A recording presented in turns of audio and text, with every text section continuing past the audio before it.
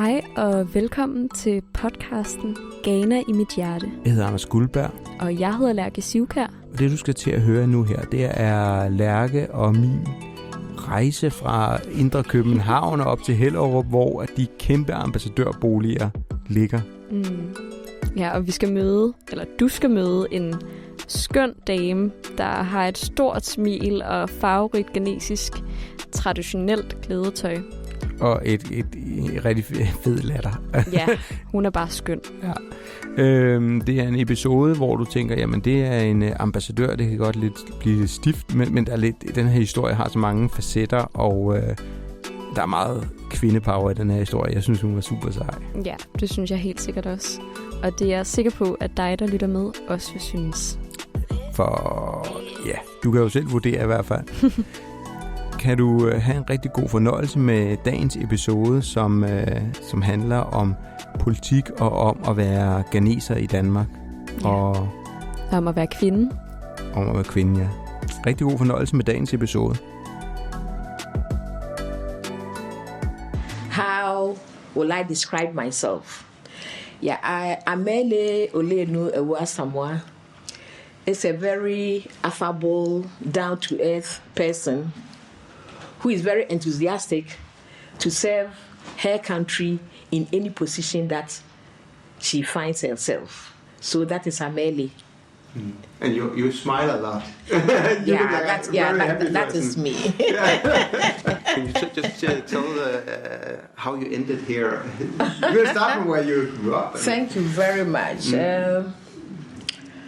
If I should tell you a little bit about myself, I was born in Ghana to two prominent people from political family. My mother comes from a political family, and my father also comes from a political family. My mother is a royal and a queen mother of our town. Yes, I'm a royal. In Ghana, the prince is somebody or princess is somebody whose father is a king. Yeah, but I am the daughter of a queen, and I can also become a queen mother in my town. And apart from that, my uncle was the prime minister of Ghana in the Second Republic. If you've heard about Dr. Kofi Abrefa-Busia, he was a prime minister in the Second Republic. That was from 1969 to 1972. And that is my actual uncle. And my father was a renowned justice in Ghana. He was a judge at the Supreme Court and also the Speaker of Assembly during the Second Republic. So I come from a political home. I started my elementary school in Ghana, went to university, came out with social science, BA social science. I did my master's in gender and development. That time it was women and development at the Institute of Social Studies in Den Haag. So I went back home, and very interestingly, I was very enthusiastic about this women and development, and I really wanted to go in immediately. But I realized that there was a barrier. And what was the barrier? Motherhood and doing development work is not easy. So initially when I went back home and I wanted to enter into the development world, I went for an interview, and the question that they asked me, if I'm going on trek to Northern Region, Tamale area, and that time I had a 6-month-old baby. So they asked me this question: how am I going to send my 6-month baby? Am I going to leave the baby behind? And that was one of the reasons that I couldn't get that opening to work with, that time, a very renowned international development organization. So I decided to use my first degree, that is the social science, to work in any organization that I could get.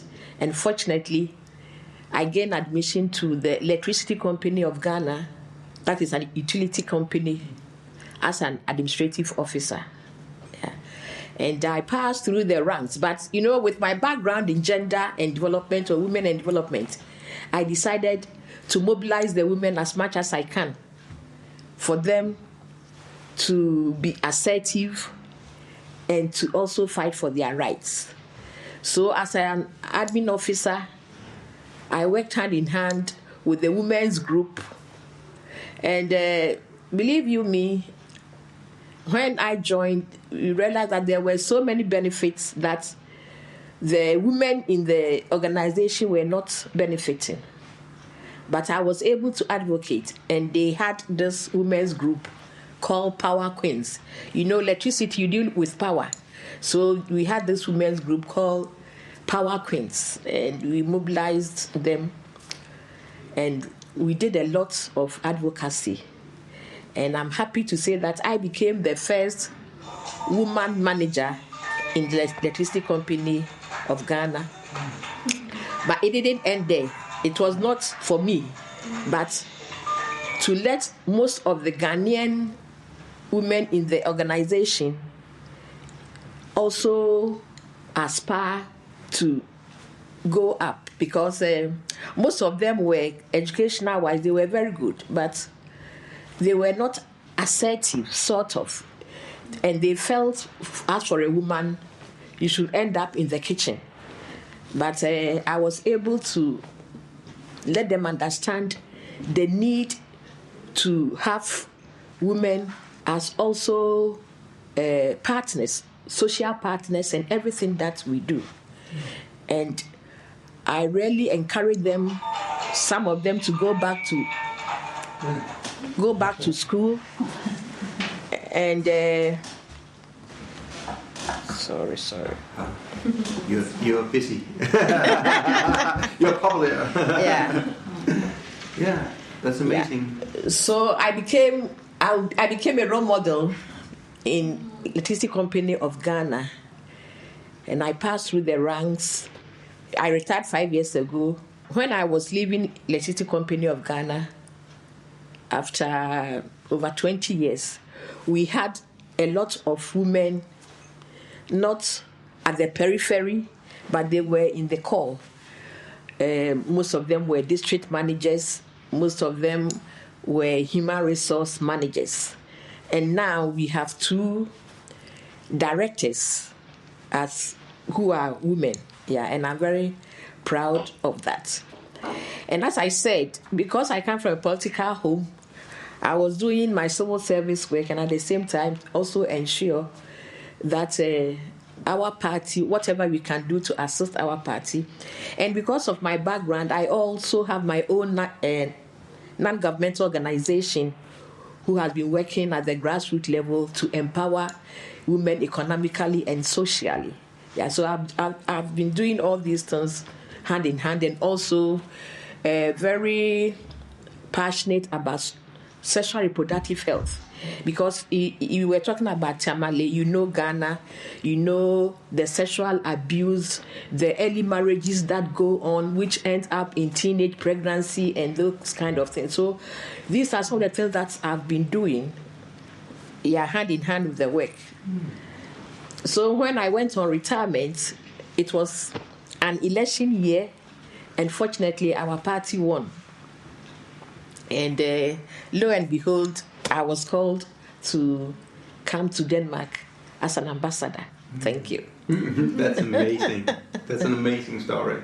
I guess, of course, there's proudness, but there's a lot happened in 20 years in Denmark for women's rights, and I guess that must have been the same.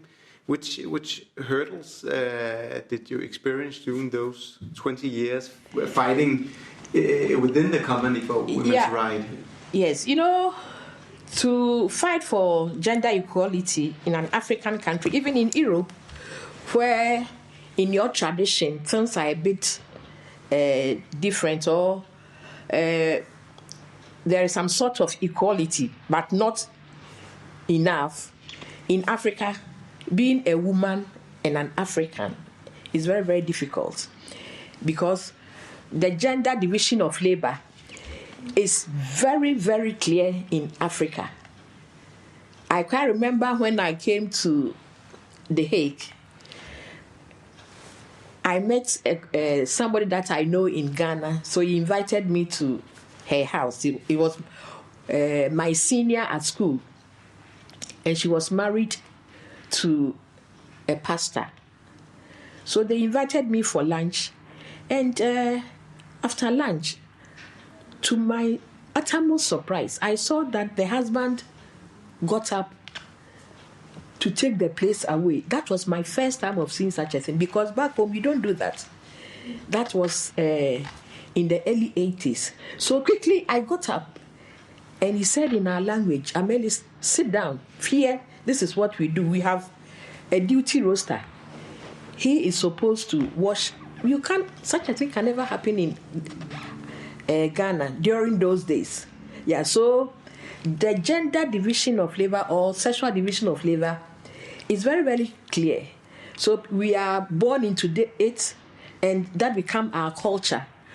So moving from that stereotype thing to another, living in this patriarchal society is very, very difficult.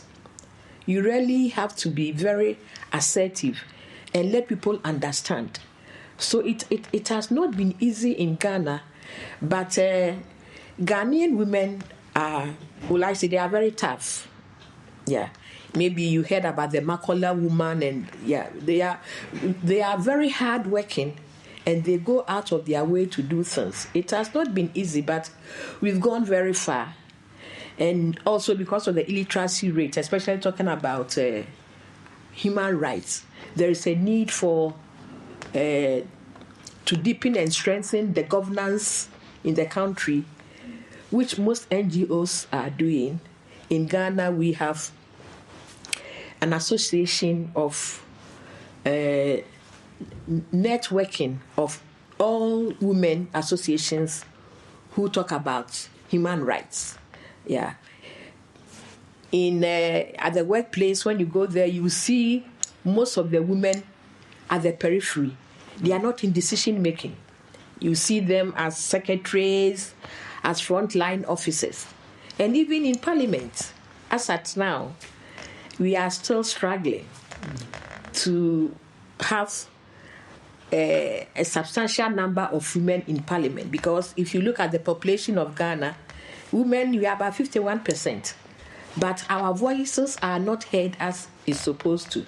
Yeah, we are trying, and if you want to move ahead, you know, they stigmatize you. You are a woman. Either you are a prostitute or you are doing something bad. So most women, because they don't want this tag, they just crawl into their shell. Yeah. But we have to fight for the rights of everybody, because human rights are women's rights. Equality, when you talk about equality, we are talking about equality for everybody. And even if you bring in the Sustainable Development Goals, if we really want to meet the Sustainable Development Goals, then there should be equal rights in everything that we do. Because at the end of the day, if you want to assess anything, and women are at the back, there still will be some imbalance. Because human being is a human being, yeah. So it has not been easy, but we are still fighting, and there are a lot of positive signals. Our president, for now, is very sensitive when it comes to women issues, and I can say he's one of the presidents who has really involved women in decision making since they came. As I'm talking, the chief of staff at the seat of government is a woman. The state attorney general is also a woman.